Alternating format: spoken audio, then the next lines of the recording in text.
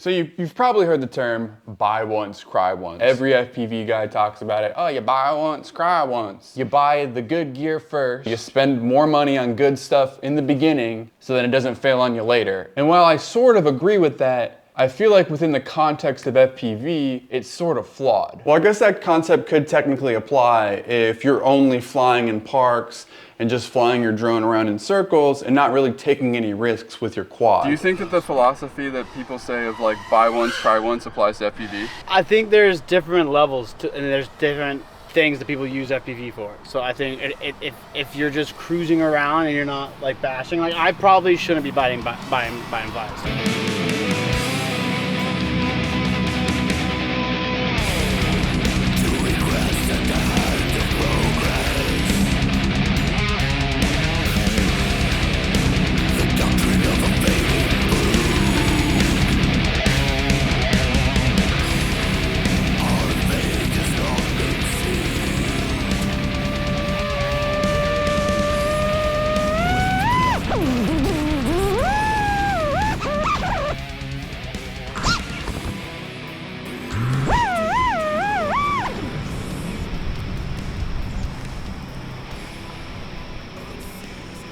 The barrier for entry to get into FPV is very high. It's a very difficult thing to figure out right off the bat. And the information that's out there isn't always information that you need. When I first started and I was looking up on forums and whatever, Google results, I don't remember exactly where, but I remember people suggesting that in order to find the correct motor, you need to find a video of someone doing a thrust test. So I was like looking around for that and I was wasting all this time trying to figure out thrust tests and shit that really doesn't matter. So I was thinking if I could go back in time and do something different when it comes to starting with FPV, what would I have done differently? Because I feel like I did a considerable amount of research. And I think it doesn't really matter how much research you do, because I don't think you're ever really gonna be fully prepared for what you're gonna need to get into this hobby. The only way you're gonna get that knowledge, in my opinion, is just living it and experiencing it. But if I were to go back in time and tell myself, hey, do this instead, there are a few things that I would probably do differently. And one of those things, first and foremost, is probably not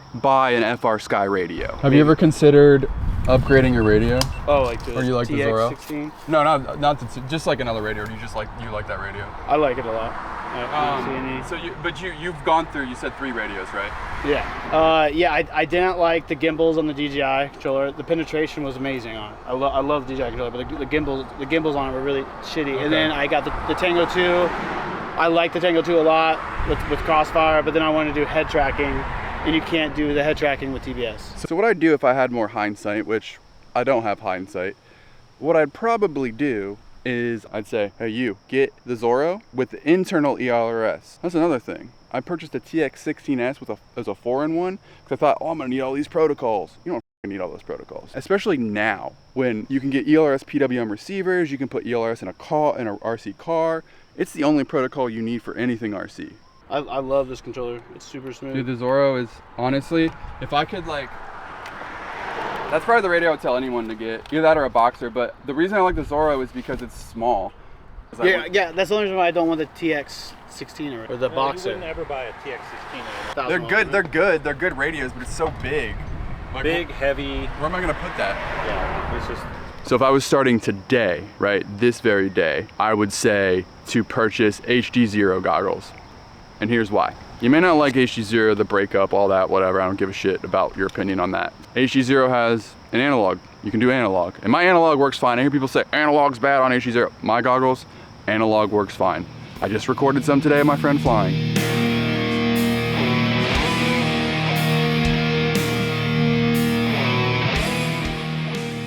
And then also, on top of that, you can put the Walksnail VRX on the HDzero goggles, which is, from what I've seen, is getting really, really close to as good as DJI. It may not be perfect, but for somebody starting out, the flexibility of those HDzero goggles, I wish they were there when I first started and that somebody would have told me to buy them.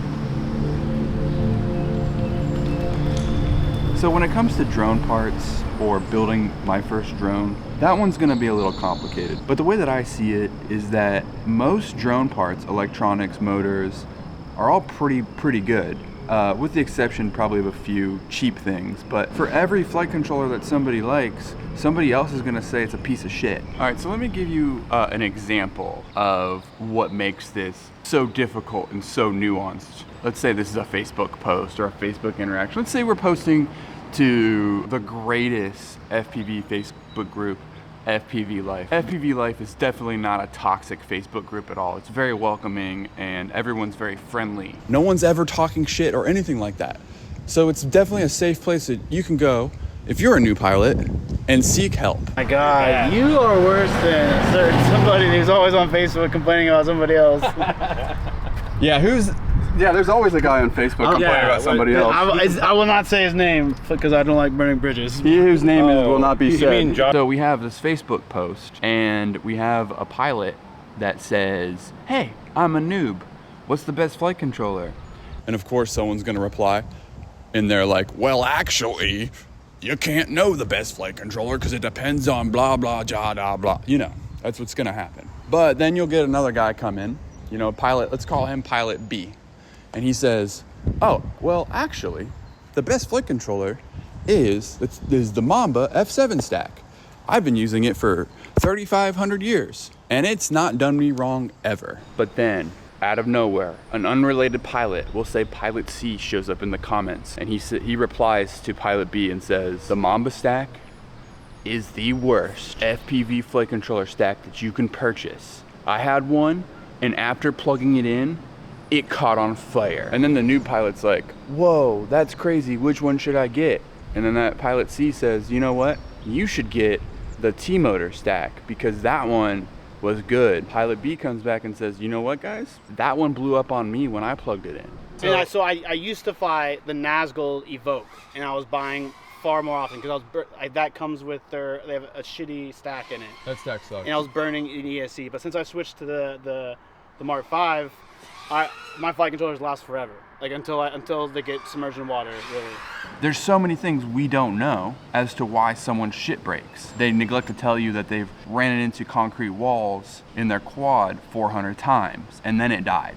But ultimately, now knowing what I know now, if I was to start today, I would say get the Foxeer F7 MPU6000 and the Reaper ESC. Racers use that shit. And if racers use it, then I know it's probably fine. Let's talk about motors real quick. So I think some good advice here is don't be like Chris and buy bind and fly drones for freestyle. The bind and fly is not the problem, it's the motor in the bind and fly. They used to have Zing and then they switched to GEP-RC motors. And the quad itself is great. It's the freaking motors, they're not good. Instead of, going back to trying to buy once, possibly cry once, possibly, I would just say get some like solid Unibel T-motor motors, or, and I know Botgrinder's gonna hate this, get some Rotor Riot Hypetrain motors. I fly the PDEVX ones. They're solid and I've broken very few. I would say just go get those motors and you will not have to replace motors. So Chris is claiming that if you when you first start, you should buy a bind and fly, and I don't agree with that at all because you need to learn how your drone is built, and Chris doesn't even know what BL32 is. You got a GEP-RC stack? I don't think that's a happy model, I think. Happy model? Right? No, GEP-RC. Speedy. Do you even know anything about FPV at all? No, I fly bind and fly. Never get a bind and fly unless you're not gonna, if you're gonna bash it, don't get a bind and fly because there's way better frames. Also, I've seen your unstabilized drone footage.